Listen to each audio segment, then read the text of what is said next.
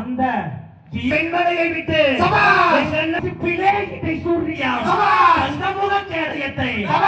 பெரியண்ணன் கையில் எடுத்து இந்த முகக்கேடயத்தை